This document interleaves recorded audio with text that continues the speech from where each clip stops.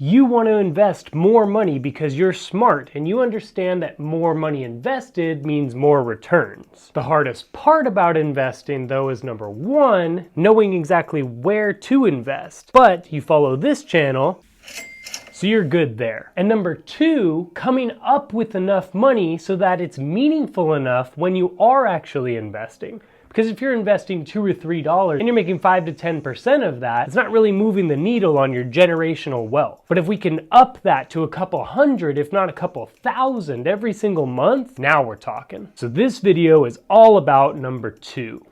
Not that number two. I'm Nolan Govea, or Professor G. I'm an actual university professor, and on this channel I do all the research to make investing simplified. So in my thumbnail you saw a clock, a brain, and a diamond. We fix those things and you'll get to your desired result in investing. First is the clock. I'm sure you've heard it before, but you just can't trade time for money, especially if you're looking to ever get ahead. What they're trying to sell you out there is that if you just work hard enough, if you put in the extra hours, if you put in the extra time, if you go over and above, at some point, instead of you making $18 an hour, we're gonna bump you all the way up to $19 an hour. And for all the stress, for all the extra work, for all the extra headaches, that extra $1 per hour still isn't going to amount to that crazy amount of extra money. Because if you're working 40 hours a week, that extra $1 per hour comes out to an extra $40 for the whole week for extra work. Nowadays, over 70% of people say that their pay isn't even keeping up with inflation. And usually most jobs will give some type of cost of living or inflationary raise every year, and that's something like 2% or so. During a time like right now where our inflation is closer to 8%, a 2% raise is actually still not keeping up with the fact that our groceries and our gas and everything else is just going through the roof. So the way to shift your mindset there is to try to figure out ways that you're able to get paid to do things that don't cost more time in order for you to do them, or that don't cost an equal amount of time. So like just getting a job with a higher hourly rate is not going to be the goal. What you want to do is find things where the harder you work, regardless of the amount of time that you put in, the more incentive there is or the more money you can make for doing a certain task. One of the best things to get into for this would be something in sales with high commission. So if you're selling a car, or you're selling a house, or you're selling a building, your commission structure has to do with what it is that you sell. And so if you sell this car and you make 10% of whatever the profit is on that car, if it took you 20 minutes to sell the car and you make $200 versus if it takes you an hour and you make $200, either way you make that $200. The cool thing is though that if it does take you that 20 minutes and you sell 2 or 3 other cars, now you can make $600 in an hour. Whereas if you're at an hourly wage job, you can't make any more money to work any harder during that hour. Another thing that you definitely want to be looking into, especially if you like the job that you're at right now, would be just to add a side hustle to that job. I have a couple videos on side hustles that you should check out after this, and I'll link in the description below. But we gotta get away from that mindset that at some point this job is going to pay us enough money. If you want more expendable income, you're gonna have to do something outside of the current job that you're at. So that first one was the clock, and the next one is the brain. And this one's all about what's happening between the ears. What is your brain telling you? What do you keep telling yourself? What does that self-talk look like? And what excuses do you keep hearing? One of the biggest ones that I hear all the time is, I don't have enough, whether that be time or money. And when you're hearing that excuse, it might be true. You may look at your day and say, man, I really don't have any extra minute here. So what I would challenge you to do is to write out your entire day and do this for 3 or 4 days straight. Have a journal with you and literally every hour, write out what you did the hour prior. I promise you, just like writing out a budget or a diet, you're gonna start seeing inconsistencies and inefficiency, and you're gonna have to write out all the times that you were scrolling on TikTok for the last 20 minutes. When you can actually see what you've actually been doing and where there actually is time, you're just not using it very well, I promise you things are gonna change. And the next one is money, and with that, I would suggest that you do the exact same thing. Watch one of my videos on budgeting and just write out a budget. I go step by step so that you can see how you can do this, write it out, and you usually can figure it out within the first 10 or 15 minutes, where your money's going, and not only that, but how you can stop the bleeding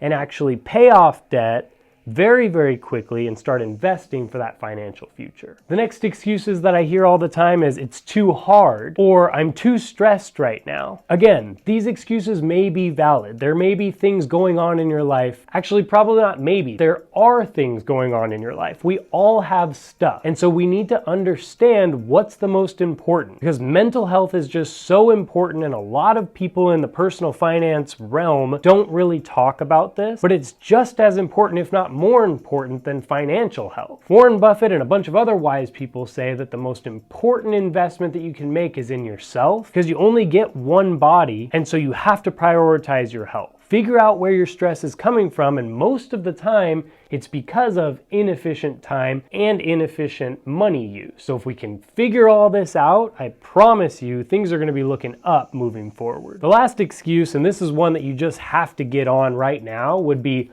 I'll do it later. And you can say that with anything, right? That could be chores, that could be investing, that could be anything. But what happens? You don't do it later. Then it adds to your stress, which adds to more excuses, which adds to the reason why you're not being able to invest more money, which is the whole point that I had to do this video. So let's get on it, y'all.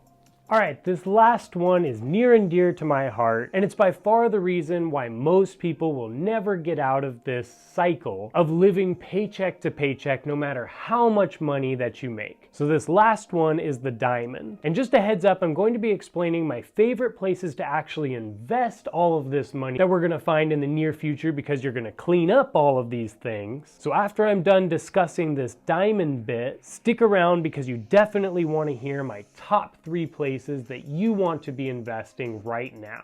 Okay, so the diamond represents luxury. And I want to take it even one step further and say it's not just like luxury, like super expensive stuff, but it might just be unnecessary spending. I know everyone jokes about the whole, if you just don't buy coffee every day, then you can become a millionaire. But there is some truth to that. The fact that you can make your own coffee at home for 25 cents versus going out to Starbucks and spending $5 to $8, that really does add up, especially where we're talking right now, which is just to find some extra money, because $100 today could be worth $1,000 in the future if used correctly. I also don't want to freak you out and say you can never have luxury or nice things. Eventually, we're going to get you there. But right now is not the time. So little things like, if you are deciding what type of car to buy, it's going to be a better idea today to possibly buy a used car that still works, still good. Don't go with like the cheapest thing out there, because it's gonna cost you more in maintenance and repair anyway, and just stress overall. But buy a moderately good car for a couple $1,000s versus buying a new car for $40,000 just because it's new at the time. After a year, it's not very new anymore, and now all that you're stuck with is a very high payment. Also, things like just moderation in shopping in general. The clothes that you have are probably pretty good. You don't need to get new clothes every single week. And maybe you don't need 20 pairs of shoes. Maybe we can just live with 5 for now. I'm definitely not saying minimalist or go down to having very little or 0 and making sure that you don't feel like you're in jail, but let's just meet somewhere in the middle. Simple decisions like this will make you much happier in the long run, but might even make you even happier now to feel less cluttered